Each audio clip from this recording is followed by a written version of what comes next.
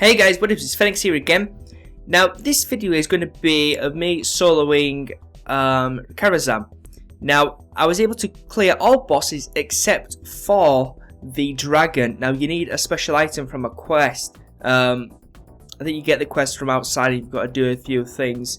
I totally forgot about that as I was doing this dungeon, and therefore I didn't actually get that one boss. But of course, if you guys do have the quest item, then I'm pretty sure you can do this. Now, you might be asking, well, why would you want to solo Karazhan? Well, there's 3 good reasons for that. 1 is the mount from the first boss, 2 is the achievements, and 3 is the transmog gear. Now, I think it's tier 5 that actually dropped from this raid instance, and I do believe I was able to get the tier 5 gloves. Now, I will be soloing other raid instances if they haven't been nerfed. Now, I'm pretty confident that I can do it as a paladin. I had no problems whatsoever in this dungeon. I used 0 cooldowns. I rarely used my Word of Glory. I just used my Seal of Insight for the majority of the time to heal myself up. And for instance, for this boss fight, I never even used it. I used my Seal of Truth, so I got the expertise because it is glyphed. Now, you know, these bosses are still a skull to me, and I find that kind of curious because back in the day, the theory is the bosses are supposed to be 3 levels higher than you, so therefore they display as a skull, such as someone 3 higher than another character, I think it is, displays as a skull. So I'm just curious what level these guys would actually be classed as. Because it's the level 70 raid dungeon, so would they be classed? In theory, they should be like 73 or 76, you know, somewhere around there. But they still are skull. I don't know why I say skull twice. It's just I remember there used to be like a double skull back in the day in vanilla. But yeah, it's a skull. As you can see, the bosses aren't particularly hard at all. I'm pretty sure people at level 80, maybe even level, I won't necessarily say 70, but maybe 80 or 78, somewhere around there could do this, or maybe a group of 3 people at level 70 could probably solo this quite easily. And it's a very fun dungeon to go back to. Now, I had a lot of fun doing this dungeon, and overall I think it took me about an hour, maybe 2 hours. Of course, I wasn't there 100% of the time. I had to go do other stuff, so I did kind of like pop back and forth throughout the dungeon, and yeah, I mean, it went very well. I was hoping to get Big Bad Wolf on this one because I wanted to see if I could actually tank him without running away with the debuff.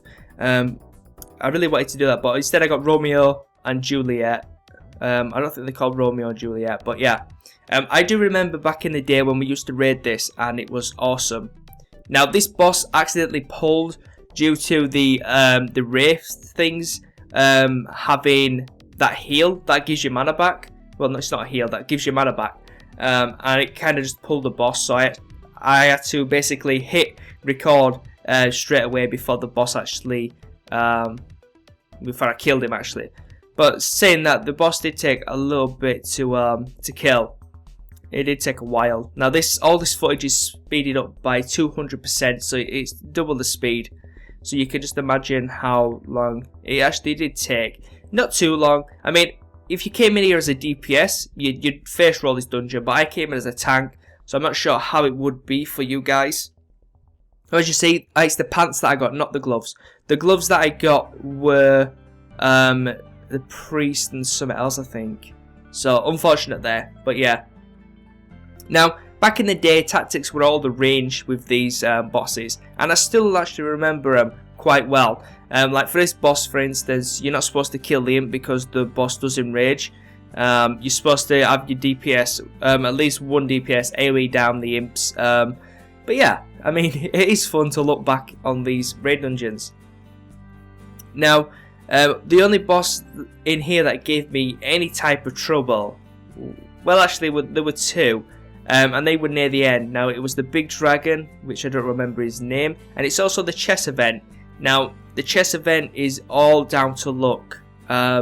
Whether their king actually goes to the correct area or if your AI chess pieces actually interact correctly and start healing. Sometimes they don't, which is really a bother. For instance, this boss is a very cool boss, and he was quite hard back in the day. I remember that people used to run in the fire and then they used to wipe the entire raid, or people never used to run back from that. And I didn't really want to risk it, so I did in fact run back. And you're supposed to interrupt his fire and frost ball and let him cast his arcane, because it's the one that burns his mana the most. Now this is the move that I was talking about. People used to move in this and it used to do a lot of damage, and it used to just wipe people instantly, which is quite fun to see that these tactics, once you get past a certain level, don't even take effect. So it's good to see that Blizzard based tactics around a certain level, because if you're thinking about like now in Firelands, the tactics are extremely hard, or maybe it's just the damage that they do has increased. But for me, the Firelands tactics, or even the Dragon Soul tactics, are quite harder than actually the older ones. Like for this boss, for instance, I had extreme trouble with this boss because I totally forgot that you get a debuff when you use the beams. So I can't use this for 2 minutes, and I wanted to keep the entire fight in here for you guys. So you could see how long it actually took me to work out what to do and how to kill the boss. So it'll do 3 beams, a blue, a red and a green. The green one heals him or you, depending on who stands in it. The blue one will increase his damage, and the red one I think will reduce the damage taken. So when he enters this phase, he will basically keep knocking you back, so it's probably a good idea to keep him near a wall of some sort. Now here my buff is about to run out, and I'm like, right, I'm going to stand in it, and you see the amount of damage I did is now back up to full. So now I'm getting into the beam. I'm like, right, now I need to stay in the beam to stop him healing, then I can do damage. I can survive his damage solo quite easily. I've got no problem there. And I'm right, so I'm DPSing him down, it's cool, and I'm getting debuffs, the boss is getting buffs, and he enters his phase pretty soon, where, there we go, so he goes dark, or his shadow if you like, and he starts doing this breath that knocks you back. So it is quite difficult to do some DPS, but I guess if you're ranged, it would be quite easy to get him down, or even if you DPS, to be honest, he would have been dead by now.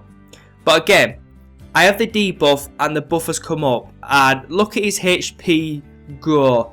I was like, oh my god, no. All that damage. So I'm standing in the buffs, and I'm trying to read the buffs. I'm looking, I'm like, right, so I'm taking less damage.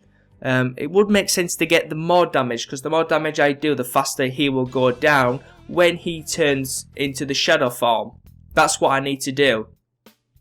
So here, I've got the buff, I've got 23 stacks I think it is, and I'm DPSing him down.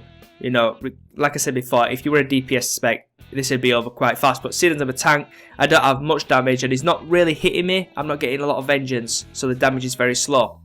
Now that I've got him down, I'd say a quarter, I'm actually going to take the green buff now and nuke him down. Now this is the method that you need to use. Now I've got the green buff, so I'm going to be healed.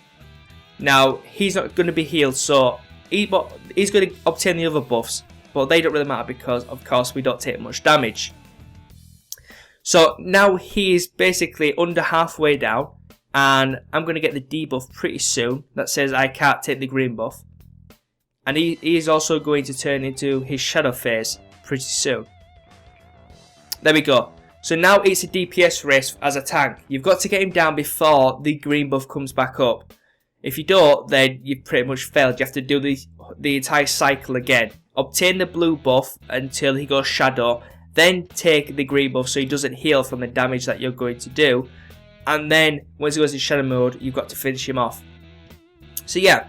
That boss I really enjoyed, because no matter what level you are, if you don't do the right tactics, you will never kill the boss. And they're the tactics that I really like, because, you know, people who think they're invincible because they're, you know, really good geared, and then they face a boss like that, and then they wipe, or they just can't kill him because they don't know basic tactics. It's quite cool. Now, as for the chest event, this thing drove me insane. Now, I actually got a headache from the amount of like brain power I had to use to figure out how to actually beat this boss. Now, the aim of the game is to kill their king. It's just like real chess. The pieces move in the certain directions. They can use certain abilities, blah, blah, blah. Well, actually, in real chess, they can't use certain abilities, what I'm saying. But, I mean, I guess you could... People refer it to the Harry Potter movie, where the chess pieces fight and that kind of thing. So the main guy who you basically get the loot from, I think his name is Mavis. He cheats, and as you can see, the fire on the floor, it does tons of damage. So do not stand in that. That's why I basically moved 3 of my pawns forward. That way I've got like a square to actually move around. Now, I was extremely lucky in this match that their king were taking tons of damage and I wasn't taking any. Now, you want to buff your minions around you. They will do extra damage. And then you want to use your number 3, which is your cleave. It will hit 2 targets in front of you and 1 to the side. So you definitely want to be using that. And it also hits 1 target behind you, so keep that in mind. So I was extremely lucky here that, you know, their king was very low.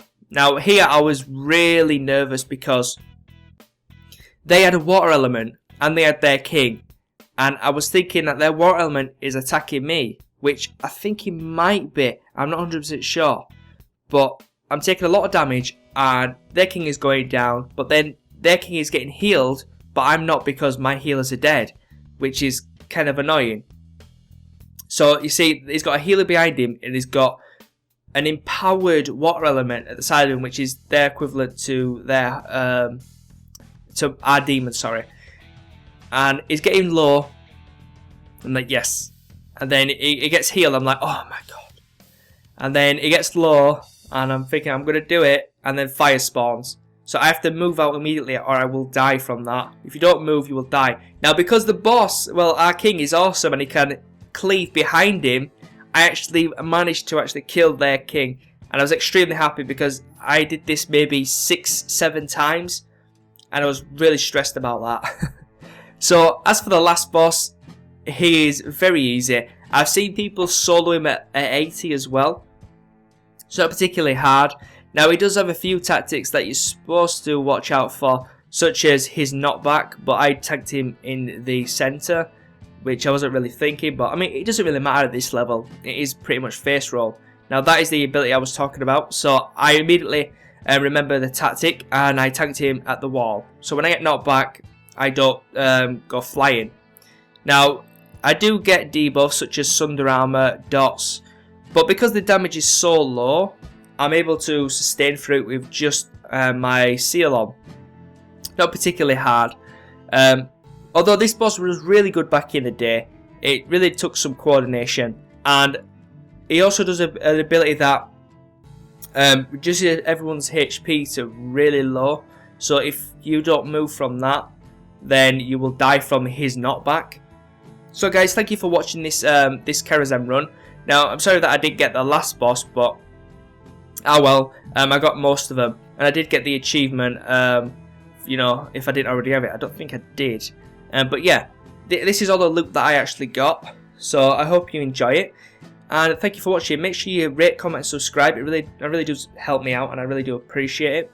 So thank you once again, guys, and I will see you guys next time. Peace.